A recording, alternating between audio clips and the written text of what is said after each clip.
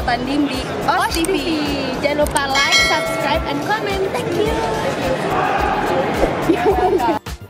Ya buat semuanya ini untuk anak-anak karate karena ini bermanfaat semua ilmunya. Jangan lupa subscribe channelnya OS TV channel buat anak karate semuanya. Gaspol keren banget. Like and comment share. Gaspol.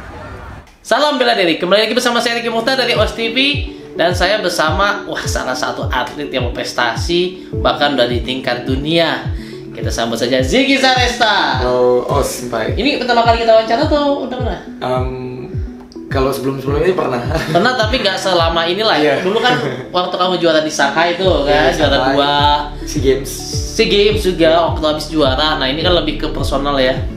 Mungkin banyak yang pengen tahu nih, Ziggy ini dulu dari kecil karate sampai sekarang ini seperti apa sih? Gitu.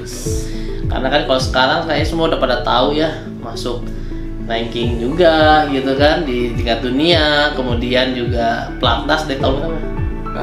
Kalau untuk seniornya dari 2015 sudah mau 6 tahun, genap 6 tahun.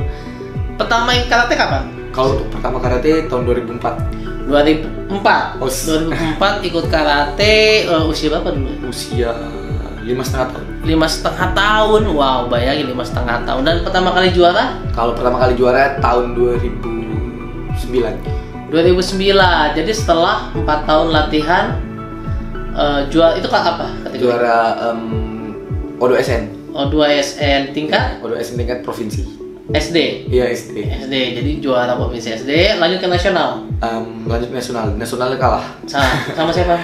Waktu itu kalau nggak salah saya kalah sama Sumbar. Katanya ingat namanya ya? Nggak ingat namanya.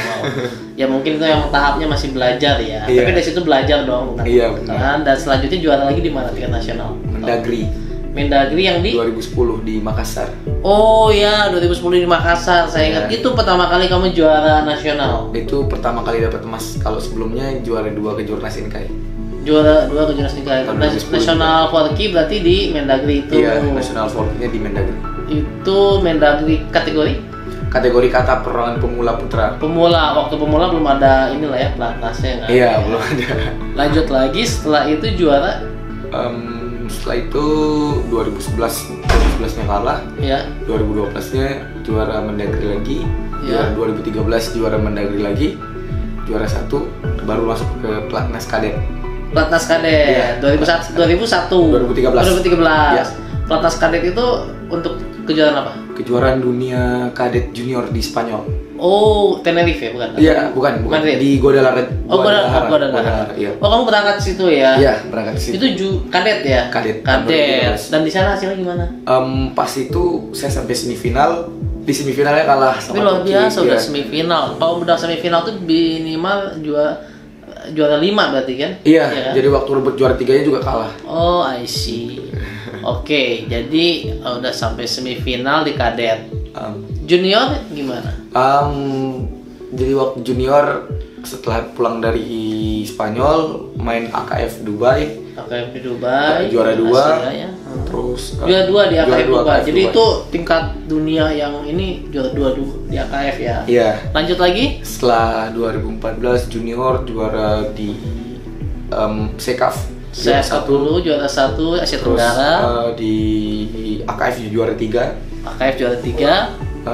Baru di junior terakhirnya WKF emas. Nah, ini WKF tahun 2015 ya. Juara WKF juara dunia ya. Itu salah satu hal yang membanggakan karena orang Indonesia cuma 3 ya atau 4 orang ya juara dunia di WKF alias di dunia gitu kan. Ya. Kemudian dari situ masuk pelatnas. Iya, dari untuk event apa? Dari situ masuk pelatnas promosi ke senior, tim senior. Masuk ke senior. Nah, ini mulai tantangannya sesungguhnya mulai tantangan sesungguhnya. Karena kamu harus melawan senior kamu dan senior ini kan luas. Iya. Kalau di WKF itu aturannya senior itu adalah 18 ya sampai 99 tahun. Jadi usia berapa pun lu 30, 40 bahkan 60 kalau masih kuat. Mantap ya, turun aja gitu. Iya. Kalau di kita kebetulan beda ya, ada pembatasan. Nah, terus gimana nih target kamu ke depan? Kalau untuk target ke depan sih, ya saya kalau misalkan saya diberikan kesempatan, saya akan memberikan yang terbaik. Saya akan berusaha untuk memenuhi tanggung jawab apa yang saya diberikan, kepercayaan yang saya diberikan. Jadi kalau untuk ke depan ya ada beberapa target-target saya pribadi juga yang akan saya berusaha untuk maksimalkan. Jadi semoga lebih baik aja target di tahun depan. Oh, I see. Jadi memang fokus ke depan banyak lah ya. Iya, fokus ke depan. Tantangannya lebih berat juga, tantangannya lebih besar, lebih berat. Dan Ziggy ini masuk dalam pantauan yang akan masuk ke Olimpiade ya, kalau saya lihat. Karena Ziggy tidak hanya dikenal di Indonesia, orang luar tuh yang saya tahu kalau tahu, oh Ziggy pasti tahu ya Ziggy ya gitu kan. Di Indonesia ya sampai WKF gitu kan. Gitu. Tapi memang kalau untuk Olimpik kita sudah ngejar poinnya itu dari tahun 2016. Iya. Dari tahun 2016. Jadi kita sama Kak Coki sama Kak Sari sama Kak Sisi juga dulu kan survive-nya dari tahun 2016 juga dulu. Survive-nya pelan-pelan step by step. Memang mereka dulu perjuangannya sangat tough ya, termasuk kamu juga ya, sampai karena ini kan cita-cita ya karate itu Olimpik yang bisa jadi sekali seumur hidup, karena di Paris Olimpiade 2024 sudah pasti tidak ada WKF, tidak ada karate.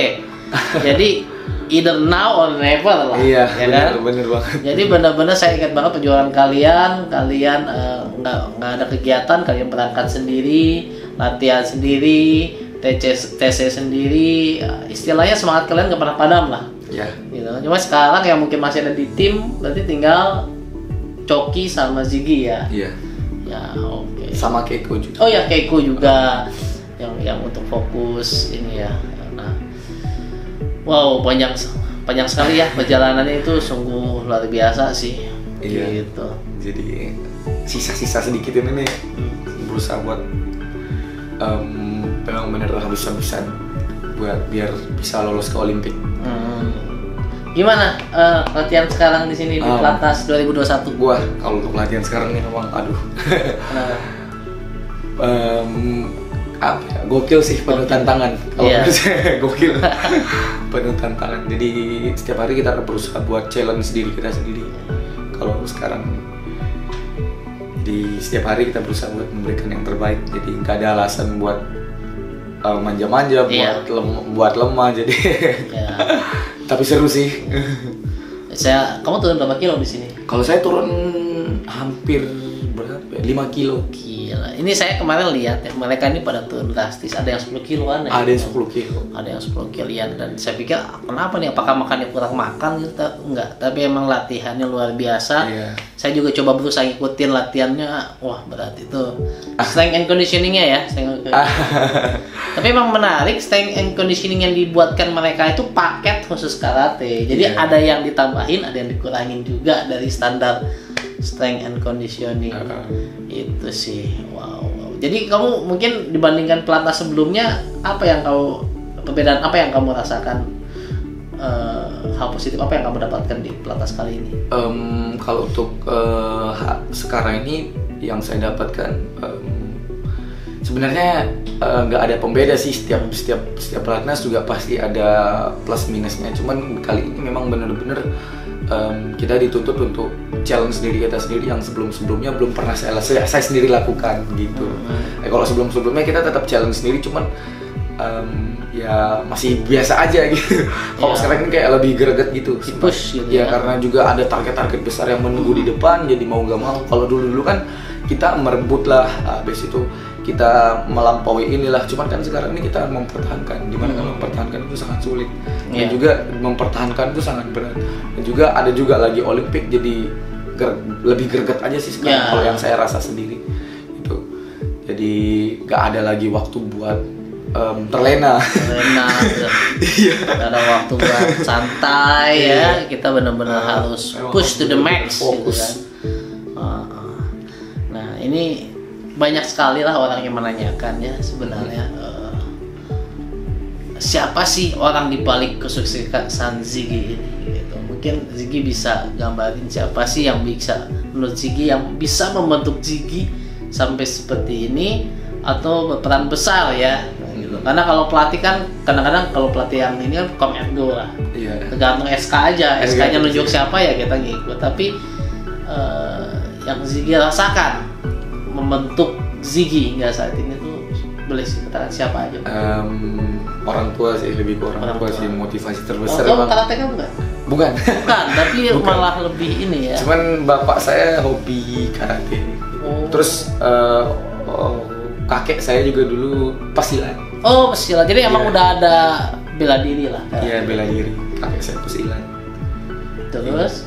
Mama saya pekerja salon. Oh, Ya, ada salon di rumah. iya. Cukur rambut gitu. Oh, boleh nanti kalau ke MTB ya kita potong Tukang rambut. rias, iya. Saya udah nggak ada jadi nggak bisa. Oke. Itu sih motivasi terbesar. Jadi entah kita lagi down, entah kita lagi di atas, entah kita lagi apapun yang terjadi, yang selalu ngingetin ya Mereka, berdua, mereka mama sama bapak. Jadi buat kita tetap sadar gitu, buat apa kita di sini dan untuk siapa kita di sini gitu. Jadi itu sebaik. Dan kemudian kalau pelatih nih yang paling memberikan warna yang dalam buat Ziggy ini siapa nih? Kalau untuk pelatih sih karena banyak yang sering Ya, nanganin, betul, ya. jadi setiap orang yang ada di depan saya, setiap orang yang pernah membimbing saya tuh saya akan selalu ingat. Jadi saya tidak pernah melihat negatifnya, saya anggap semuanya positif. Semuanya Jadi positif. saya selalu ambil, saya selalu take. Jadi itu yang saya selalu bawa juga buat jadi motivasi, karena kan setiap nasihat pelatih, kalau untuk saya sendiri setiap nasihat pelatih itu adalah suatu hal yang berharga. Jadi nggak akan pernah saya lupakan. Sampai perjalanan karir saya berhenti juga akan selalu ingat. Entah juga besok setelah saya jadi setelah saya jadi atlet juga akan selalu ingat dan selalu membekas bahwa tanpa pelatih-pelatih yang ada di depan saya juga saya nggak akan sampai sekarang. Seperti Gitu. itu. Iya. Tapi kalau tadi kamu bilang ada kan yang negatifnya kita singkirkan lah ya, kita lihat positifnya. Nah, kalau dari segi positif siapa sih yang memberikan warna paling positif? Banyak sih. Banyak. Jadi dulu kan kita juga dari kecil, dari pertama ikut karate, terus jadi dari di Lombok juga sempat masuk klub juga. Terus waktu pelatnas Inkai juga banyak yang ngelatih kita, pelatnas tim nasional juga banyak. Jadi kalau sendiri sih, wah semuanya berkesan sekali. Jadi semuanya membekas sekali dalam diri saya. Ya memang susah kalau kita lihat seperti itu. Oh ya, saya mau nanya pendapat lagi nih Ziggy nih. Ziggy ini Ryohanya Shotokan. Ya. Shotokan. Nah, kadang-kadang suka ada pertanyaan, kok Shotokan mainin kata lain gitu, kata. Menurut Ziggy gimana? Ziggy main kata apa aja dan menurut Ziggy gimana? Kalau untuk sekarang ini saya nambahin kata 3 dari aliran lain. Apa aja? Anandai, Ohandai, Sansai. Cuman kata Shotokan yang saya pertahankan Unsu, Genkaku, sama Gujutsu atau Kamsu. Ini emang spesialis kata-kata tingkat kesulitan yang tinggi semua yang dia ini kan. Iya. Luar biasa. Kalau untuk menurut saya sendiri sih dulu saya pernah sampai idealis ya. Cuman sampai Asian Games. Asian Games dulu kita. Asian Games yang kemarin? Iya, Asian Games kemarin. Oh, jadi itu Asian Games pertama kamu pakai kata, oh iya kamu pernah cerita ya, kamu selalu Shotokan ya? Jadi saya selalu challenge diri saya. Jadi dulu saya pernah SEA Games, saya pernah pakai Shotokan semua. Jadi apa namanya? Ya ibaratnya gini Sepai. Jadi juara SEA Games saya pernah pakai Shotokan, juara dunia saya pernah pakai Shotokan, juara Asia pernah saya pakai Shotokan, juara Asian Games saya pernah pakai Shotokan. Dan sekarang kan kita nggak bisa pungkirin juga karena sekarang karate sudah berkembang, ibaratnya karate modern lah ya. Terus habis itu juga banyak sekarang yang dari karate luar yang memang mereka itu bukannya nggak idealis, tapi mereka itu ngikutin perkembangan. Iya. Jadi kita juga nggak bisa pungkirin sekarang sekelas kita kayak seperti di luar Jepang yang kalau misalkan pakai Shotokan only itu bukannya nggak bisa, cuma agak susah. Saya pernah coba waktu setiap main Premier League kita pakai Shotokan terus, jadi kita agak susah untuk ngelawan, untuk kasih perlawanan untuk ke apa namanya? Apalagi lawannya bukan Shotokan ya? Iya, apalagi perlawanannya bukan Shotokan karena sekarang kebanyakan wasit juri di internasional ini melihat memang kata yang lagi ngetren gitu. Jadi meskipun kita pakai Genkaku, meskipun kita pakai Unsu, tapi kalau misalkan lawan kita pakai kata yang lagi ngetren, itu ada nilai plusnya buat lawan kita gitu. Makanya di situ saya coba perlahan buat buat challenge diri saya nih, masa nggak bisa nih, orang lain aja bisa gitu. Jadi akhir setelah Asian Games, terus waktu 2018 di Shanghai, kita sampai final. Saya pakai videonya nanti. Saya pakai Sansai di main kedua, lolos lawan Ilya. Kamu lolos lawan Jepang berkali-kali saya ingat. Iya, jadi main kedua lolos lawan main ketiga. Main pertama lawan Italia, main kedua lawan Jepang, main ketiga lawan Ilya. Jerman finalis WKF 2014. Habis itu main lawan Jepang, lawan Maroko juga. Nah, waktu final orang-orang kan nggak ada yang nyangka tuh. Orang-orang ngira semua kan saya sering pakai sopokan. Waktu di final saya bawa Anandai kan. Nggak ada yang duga ya. Iya, jadi semua orang ya kaget juga semua orang. Wah, ternyata dia bukan cuma bisa sotokan doang, dia juga bisa kata lain gitu. Nah, terus meski di situ satu hal yang saya dapat, satu hal yang saya sangat bikin saya wah, ternyata berhasil nih apa strategi saya nih.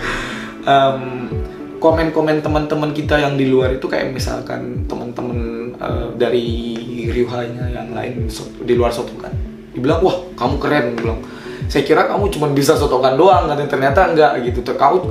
Kamu berani ngambil resiko yang sangat besar gitu karena main Anandai di final, kamu cukup membuat kejutan. Terus Grace Lau juga sempat komen, wah kamu keren. Grace Lau masih main Sito mulu ya? Iya. Sito semua ya? Terus Emiri Duamuto juga, wah keren juga. Emiri alirannya apa dia aslinya? Kayak kalau nggak salah sih Wado Ryu. Oh iya, dia pakai Wado semua? Enggak sih, karena dia stay di Okinawa mungkin, makanya pakai Ryu. Nah, Imeri juga kan sebenarnya kan dia Wado. Cuman karena kata Wado kan agak susah juga ya karena batas. Jadi dia change katanya jadi Ryu. Itu yang lain ya. Sebenarnya.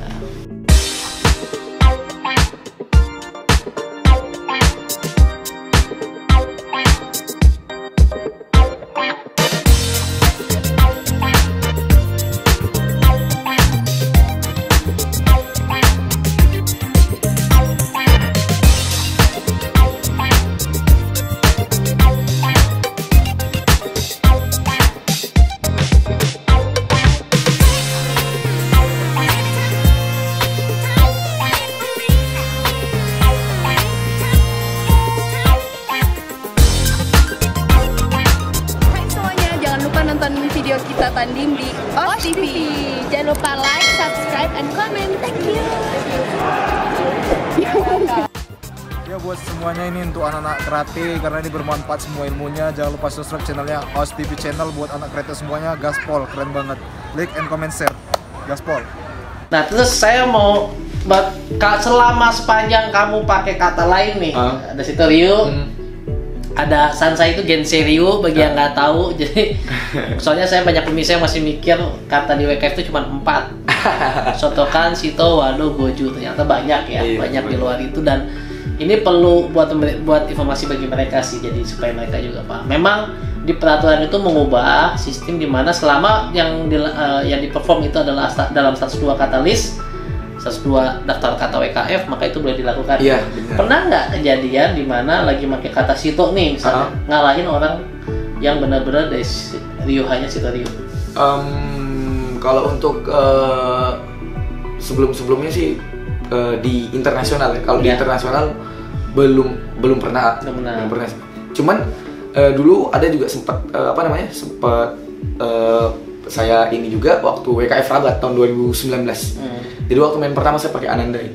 Tapi peringkat saya ini di atasnya Jepang.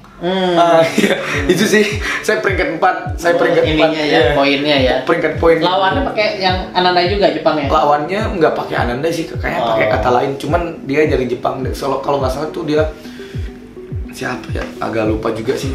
Cuman waktu itu dia termasuk 10 besar Jepang juga kali ya, mungkin.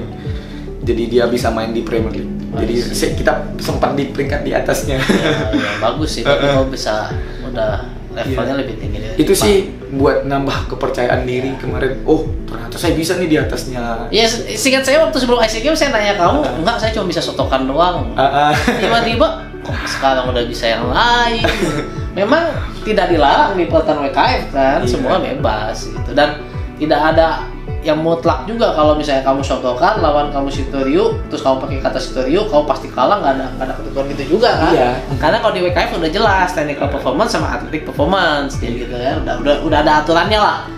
Gitu memang. Tapi untuk sekarang memang benar-benar dilihat sama kata yang kita bawakan sih sebenarnya. Jadi kita bawakan Ryu lain ya kita harus membawakan dengan Ryu-nya gitu. Jadi nggak boleh dicampur gitu. Biasanya kalau dicampur gitu tuh poinnya itu sedikit banget, jadi berkurang banyak banget dikurangin. I see, ya terima kasih banyak lah Ziggy. Insight-nya mungkin buat anak-anak muda juga sangat menarik lah. Iya, mudah-mudahan buat teman-teman ya ambil positifnya, negatifnya dibuang. Iya. Sekian wawancara dengan Ziggy, nanti kita akan lihat lagi perkembangannya, kita akan wawancara lagi Ziggy setelah mengikuti tesnya lagi, dan mungkin setelah pertandingan dalam waktu dekat kemana pertandingan? Katanya di Rabat postpone. Ya, jadi rencananya mau ke Rabat nih. Aduh, sedih banget dari kemarin. Oktober. Tapi nggak masalah kan ada Lisbon, ada World Premier League Lisbon. Ya mudah-mudahan kalau jadi itu 30 April sampai 2 Mei. Lanjut lagi 11 sampai 12 Juni qualification Olimpik. Ya kita doakan sama-sama semoga Ziggy sukses masuk qualification Olimpik. Kalau hasilnya Tuhan saya bisa ini peluang Ziggy mudah-mudahan sangat besar lah, dan semoga bisa mengibarkan bendera merah putih. Amin. Di Olimpiade dan di Paris qualification turnamen buat Olimpiade ya. Iya. Oke, terima kasih Ziggy atas kedatangannya. Jangan lupa like, comment, subscribe, dan stay safe and healthy. Os.